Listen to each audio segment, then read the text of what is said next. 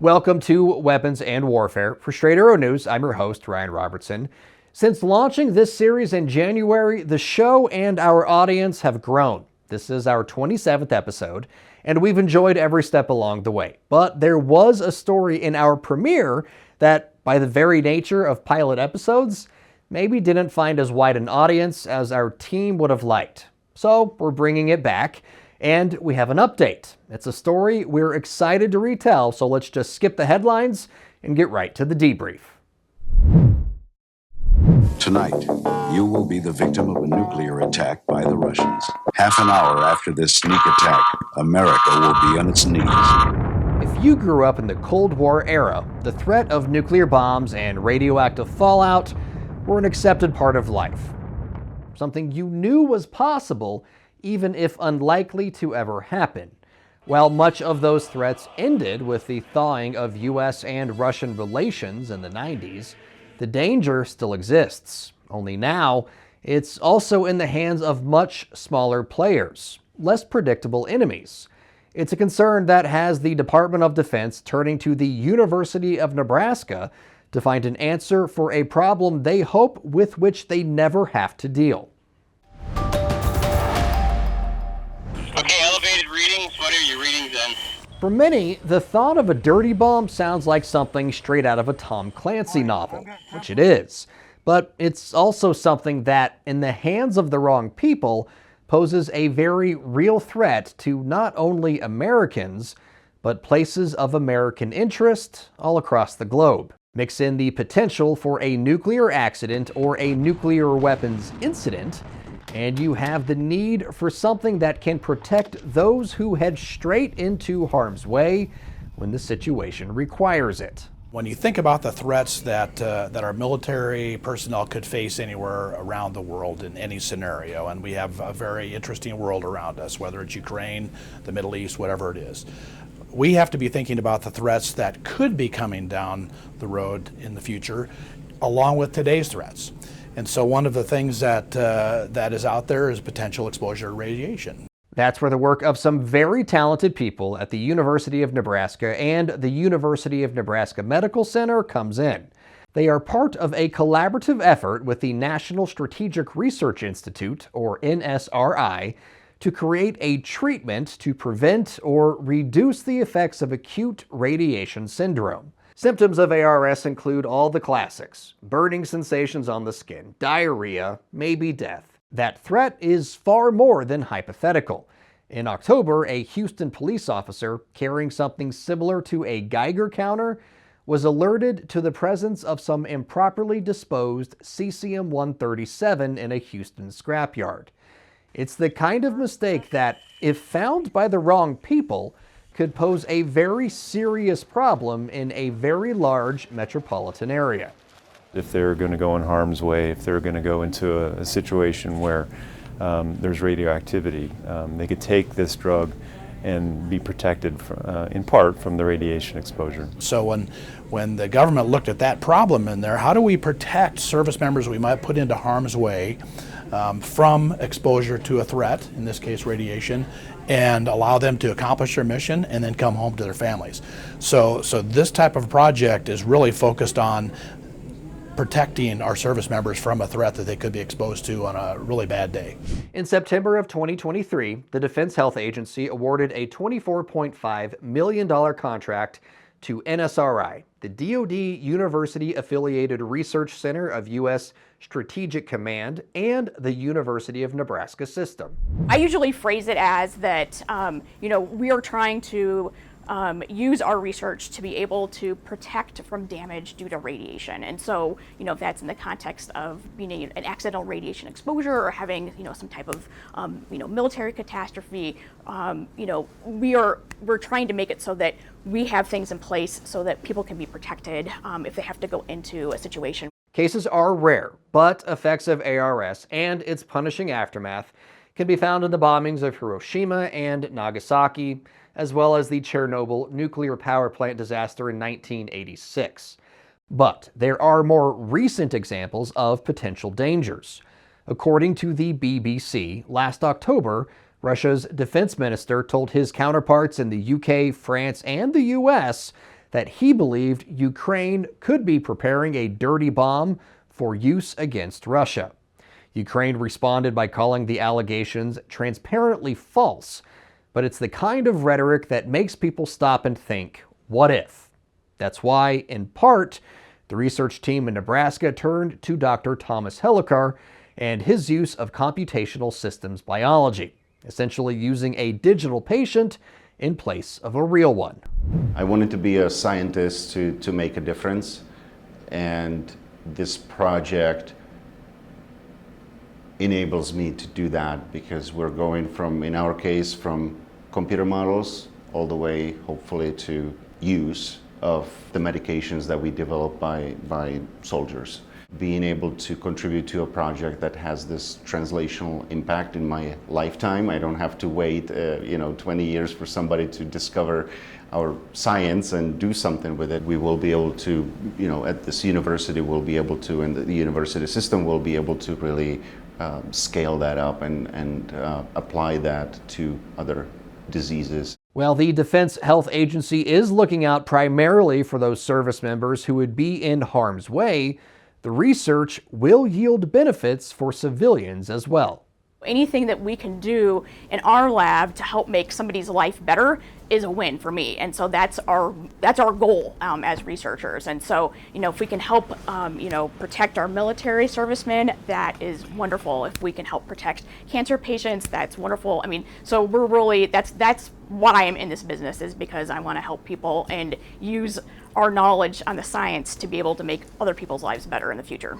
For those involved, the collaborative nature of the work is a motivating factor. As they continue to put the pieces in place they hope will one day protect service members and patients alike. Fundamentally, I think as Midwesterners, we just collaborate well. We work well together.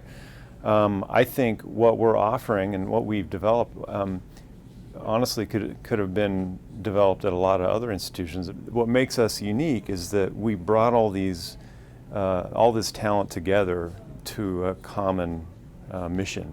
Together we can do much bigger science than alone. And we have about half of our researchers in Lincoln and half in Omaha. We meet regularly. Samples get passed back and forth. Students work together.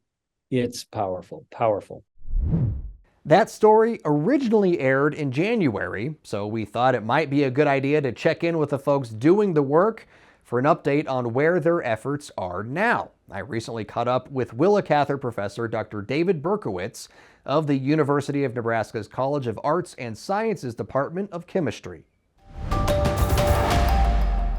Dr. David Berkowitz, thank you so much for joining us. We caught you on a pretty epic trip through France, so want to thank you for taking time with the time difference and everything from where you're at to where we're at. But want to talk to you today, kind of catch up. We just watched the story that originally aired back in January about the joint project between the University of Nebraska system, the NSRI, the DoD, to create this prophylactic for anti-radiation sickness. So what's kind of what's the latest with the project?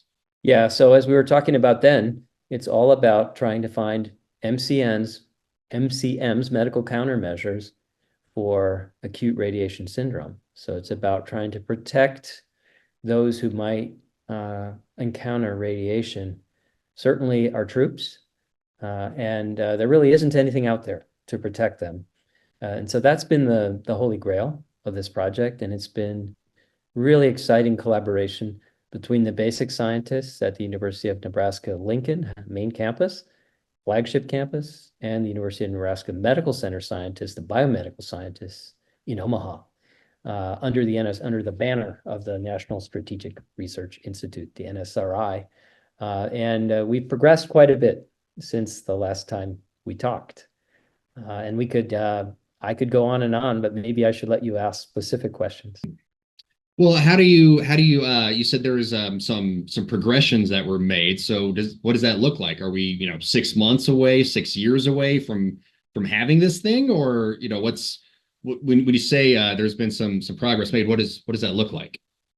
Well, so now we have 3 or 4 candidates that look viable. but they're at different stages along the pipeline, if you will. So some of these are pretty early stage candidates, meaning they really haven't been in humans to test for safety. That would be sort of a phase 1 clinical trial, whereas the ones that are at a later stage have been in humans for a very long time, but not maybe for this application. So we have these different flavors of candidates, which is very exciting because we do have as many as 4 that have potential. And that's the excitement. And when last time I talked, we had one that looked, maybe 1 or 2 that looked really good, and now there are a couple more that show real potential. One of these quite new in our studies.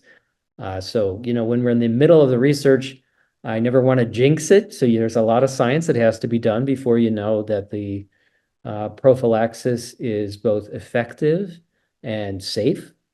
And so and at each stage you start out with maybe cell line testing, in vitro testing, and then we have a wonderful member of the team at UNMC in Omaha, who Rebecca Deegan, who's the mouse model expert. And we have another mouse model expert, I didn't mention this before, at the Armed Forces Radiobiology Research Institute, that's AFRI, in Bethesda, Maryland. So this is also a collaboration with AFRI. There are a lot of members of the team. And Rebecca Deegan compares her results with her counterpart at AFRI. They sometimes have different mouse lines. So we're mostly in mice, but as I mentioned, our top candidate has been in humans for other purposes before. So that gives you a sense of where the different candidates are along the pipeline.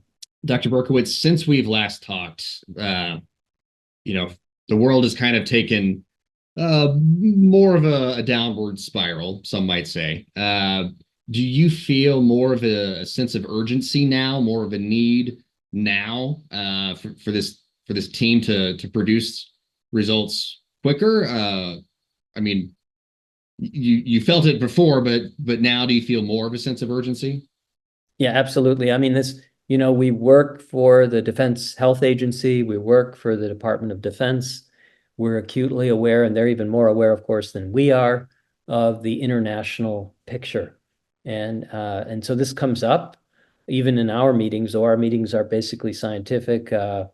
It's natural to talk about the news of the day and the situation that happened, the war in Ukraine, and the activities around Chernobyl that happened earlier. There were soldiers in that space, and that space is still contaminated. They were not American soldiers. Nonetheless, we talked about that. We wondered, if there were Russians in there, what were they carrying, and things like this. And if the Ukrainian soldiers had to fight there, what would they carry? And so those spots are very much current. And then sort of the political tensions of the day, be they in Asia or in the Middle East or in Eastern Europe. There are these hotspots where nuclear threats are discussed on a regular basis. They're threats. We are not policy people. We're just scientists, but we're acutely aware that were we to be successful, we would have something that would protect our troops and keep them out of harm's way when they would potentially go into situations like this. And we're also aware that if we're successful, the civilian population could benefit as well as a sort of broader impact of the work. And Dr. Berkowitz, that kind of leads into my next question. So we had done a show recently about moral injury, and that's kind of to define it quickly. It's kind of the harm that happens when things don't go exactly right and the stakes are very high. So it's oftentimes the moral injury is when a soldier has to in the course of their work they have to do something that they find conflicts with their conscience. So Oppenheimer, we kind of Oppenheimer the movie was a chance for people to see moral injury kind of on the big screen. So my question for you, Dr. Berkowitz, is that was kind of on one side, the moral injury with Oppenheimer's struggle to do what his country asked him.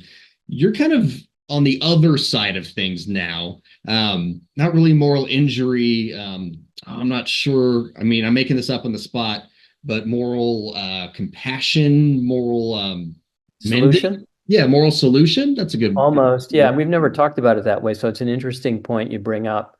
So this is new for me to think about. But honestly, it's interesting that you bring this up now because there's all this discussion about presidential immunity.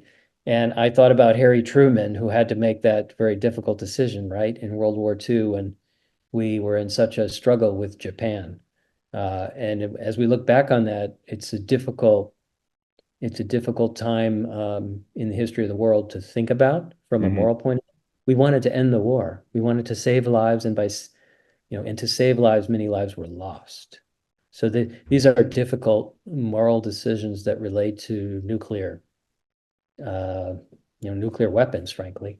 We hope they're never used again. But what we're trying to do, yes, is protect not just from the fallout from the use of nuclear weapons, but from the fact that nuclear power is, I don't know if it's here to stay, but it's incredibly important to the world right now. In fact, I'm in France right now, and nuclear is a huge source of energy in this country. In the US, it's still important. Obviously, in Japan, it's important. So if we come up with a successful countermeasure, a prophylactic for acute radiation syndrome, obviously it would be useful for those who could be put in harm's way, who are sent off to difficult and sensitive parts of the globe. But it has the potential to also kind of protect us as a people against the moral challenges of just using nuclear energy, which is still, right, there's always a danger there, and there's always nuclear waste when you're done. So the implications of what this project would mean for a little bit protection against these moral decisions, but most importantly, just for human health and welfare, well-being for generations to come. These implications are large. So it's both an awesome responsibility, but how shall I say, it's a privilege to work with our core, our representative from the Defense Health Agency, Dr. Alan Epstein, who guides us in this research as we try to do something that we think would be really important. But it's going to take a while. To your earlier question, we haven't done anything new in humans. We're still in mice with what we're doing, and some of our compounds have seen human exposure. However, some of the results in mice are really quite remarkable. So we're gearing up to a much larger trial for our best couple candidates right now. Well, Dr. Berkowitz, thank you so much for joining us today. Wish you nothing but success in all of your endeavors in this project. Again, thank you for joining us from France. We know the time difference was nothing to shake a stick at, so appreciate your time, and good luck to you and your team, and thank you. Ryan, thank you so much for taking the time to talk with us today. I just want to say big shout out to Ken Bales, who's my partner. He's the Vice Chancellor for Research at the University of Nebraska Medical Center. It's the two of us who lead this, and we have a wonderful team, about equal number of researchers from UNMC in Omaha, UNL in Lincoln, and wonderful collaborators at APRI in Bethesda. We want to thank you at Straight Arrow News for keeping the world apprised of what's going on. We appreciate your work. Serving you clarity through context, our mission at SAN is to deliver the news straight down the middle. We're different from mainstream media because we spotlight distorted headlines and show you how to do it too. Discover stories that right and left-leaning outlets are choosing not to cover by using our Media Mist tool. Download the SAN app and turn on notifications to have straight facts delivered right to your phone or tablet, and get straight facts anytime at SAN.com. All opinions expressed in this segment are solely the opinions of the contributors. All right, folks, that's going to do it for us here at Weapons and Warfare. I'm really happy we were able to once again share this story, not just because it showcases some very smart folks from my alma mater, but because it also shows there are people working on worst-case scenario outcomes. They're planning ahead for a potential future we hope we never see. And that makes me feel better. When it comes to things like national security, planning ahead quite literally saves lives. So, I want to know my government is working on answers to the questions: what happens if our troops are exposed to nuclear radiation? Can we keep them safe? But the benefits of planning ahead don't just matter when the stakes are as high as nuclear radiation. A long time ago, I was a Boy Scout. I didn't make it far in the Scouts because of some controversy over a Pinewood Derby incident, the details of which I won't go into here. But one of the lessons I did take with me from the Scouts: always be prepared. Ben Franklin said, "By failing to prepare, you are preparing to fail." The best sayings are always the most obvious, right? I live in the Midwest, so we have a severe weather plan. I have kids, so there's an emergency plan. I have a wife, so I know how sometimes even the best laid plans don't always pan out. We can't plan for everything because we don't know everything, but we know enough to need a plan. And we hope you plan to stay in touch with the show. Don't forget to like and subscribe to our YouTube channel and follow us on all of our social media platforms that you see on your screen. You can also email us at weaponsandwarfare@san.com. For senior producer Brett Baker, video editor Brian Spencer, and graphics designer Dakota Patillo, I'm Ryan Robertson with Straight Arrow News, signing off.